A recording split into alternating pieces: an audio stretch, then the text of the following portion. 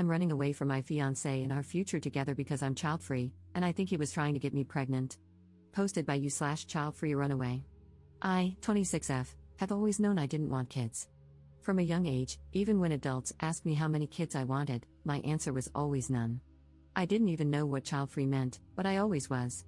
As I got older, I realized what it was. I just didn't feel that unconditional love that's supposed to come with having children. Could I love a child? What if I can't be a mother because I don't know what that kind of love feels like? That's how I've spent my whole life. Then I met my fiancé, 34M, 2 years ago. He was my first everything, and I finally experienced romantic love. But when it came to kids, I still knew I couldn't do it. From the beginning, I told him that having kids was off the table. He said he was fine with that because he never really liked kids, so it wasn't a problem for him. 5 months ago, he proposed, and I said yes. We moved in together, and everything was perfect. We were planning our wedding slowly, no rush. That was until his sister had a baby 2 months ago. My fiancé instantly fell in love with his nephew and was there every step of the way. He bathed him, changed him, napped with him. It seemed normal, I guess, so I didn't mind. 3 weeks ago, we went to his sister's house for lunch. My fiancé was mowing her lawn when she asked me to watch the baby for a couple of minutes. I tried to refuse, but she looked so down that I agreed. I thought she would just put him in his stroller or something, but she plopped him into my arms and went upstairs. I panicked. I had never held such a small baby before, and I was terrified I might drop him. 5 minutes in, he started crying. At first, it was fine, but then he started screaming at the top of his lungs. How can such a tiny baby be so loud? I was almost in tears myself. I stood up as gently as I could and went outside where my fiancé was. I yelled at him to come grab the baby from me. He came over, took a picture of me holding the baby, and instead of taking him from me, he started giving me tips on how to calm him down. He pushed the baby closer to my chest and said, "He really suits you." I was on the verge of a panic attack. My hands were trembling, and I was even more scared to drop him. I yelled, "If you don't grab him, I'm putting him on the floor." He got angry, called me a bitch, and grabbed the baby. I couldn't handle it anymore, so I took an Uber home. He came home around midnight, showered, and went to sleep on the couch. The next morning, he was already gone when I woke up, and he didn't come home until 3 a.m. I told him we needed to talk, but he just said, "Tomorrow," and went back to the couch. The next day, when I came home from work, he was waiting for me. We sat down, and he apologized for how he reacted, saying he didn't know what got into him. I asked the question I already knew the answer to. Me, do you want to have kids now? Him, I don't know. I just love him so much, you know? Me, well, that's normal, isn't it? Him, I guess. But do you really feel that strongly against having kids? You don't even have to get pregnant or give birth, we can adopt. I talked about how scary pregnancy and childbirth were for me, especially because of how hard it was for my mom. She'd almost died giving birth to me due to complications, and she had to have an emergency hysterectomy. Me, that's not the only reason, and you know that. You know how I feel about not knowing if I could love a kid unconditionally. Him, I know, but you learn to love me, right? You can love a child too. Listen, we don't have to agree on this now. We can get married first and then revisit it. Please don't shut it down immediately. Then he started to cry and hugged me, so I dropped it. But deep down, I knew I couldn't be a mom. I know myself, and honestly, I felt betrayed by him. I thought I'd eventually start resenting him, but I hoped we could get past this. Then he started doing some strange things. He changed his wallpaper to a picture of me holding a baby, he started calling me mama, he wanted to start having unprotected sex, and he even began touching my belly when he thought I was asleep. I have fertility issues that I've never treated because what was the point? My period is irregular but mostly pain-free, so I never bothered to do anything about it. But when he suggested I go to the doctor to see what's going on with that, I panicked. It felt like he was trying to get me pregnant, and termination is still illegal in the country we're living in.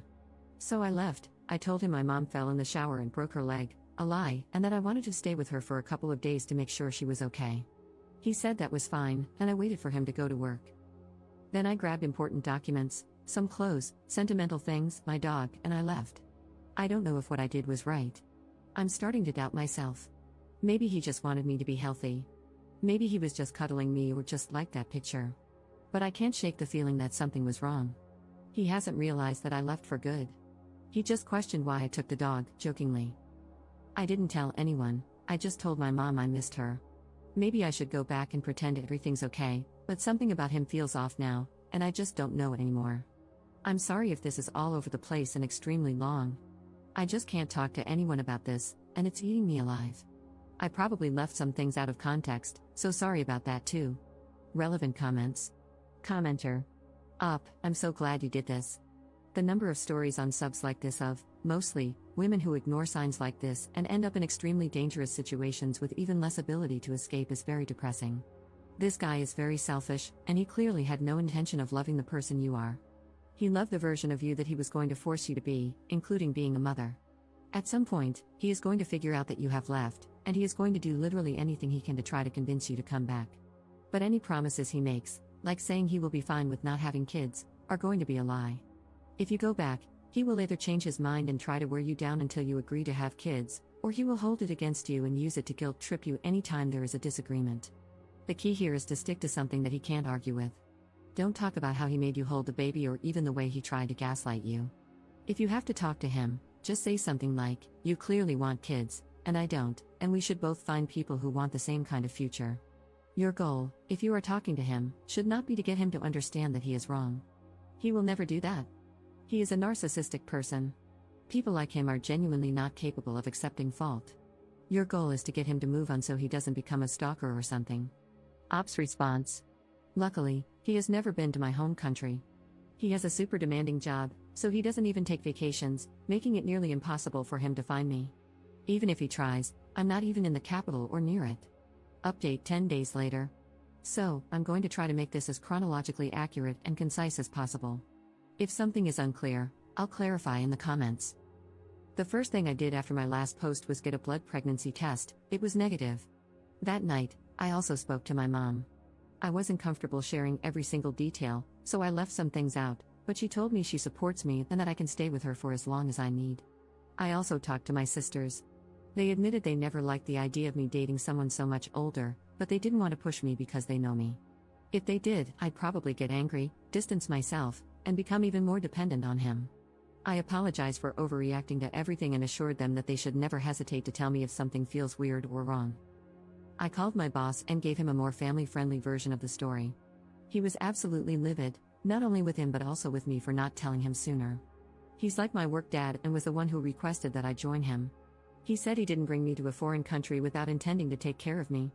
He promised to pull some strings to get me a position at the office in my country since my former position was already filled. He also told me that if I wanted to get my things back, I could go back on a Saturday, and he would accompany me. After thinking about it, I decided to go back. It might seem silly, but I had spent a lot of money on K-pop photo cards, albums, and mangas, and I didn't want to start my collection from scratch. So, I spent a couple of days with friends and visiting family, realizing how lonely and isolated I had felt in a foreign country. Even though it's not that far from home, I knew I could never leave my family like that again. Even my dog seemed happier spending every afternoon cuddling with my mom. I also visited my father's grave. I've always hated cemeteries and avoided them, but I needed him in that moment. I went alone, brought fresh flowers, cleaned a little, and just sat there talking to him. I told him none of this would have happened if he hadn't passed away. I cried, a lot, then laughed like a crazy person. I ended up staying for about 3 hours, but it felt so healing. I also went to my mom's gynecologist, and she said it was possible to get a tubal ligation, especially considering my health issues. She warned me it could take about 6 months, but I was okay with the wait, so we started the process. I felt so free after that appointment and just so much happier being home. I didn't even think about my ex until he messaged me asking about my mom. I told him she was doing better and that I'd be back on Saturday. I decided to talk to him face to face since I was already going back to collect my things. On Friday afternoon, my sister lent me her car and I drove back.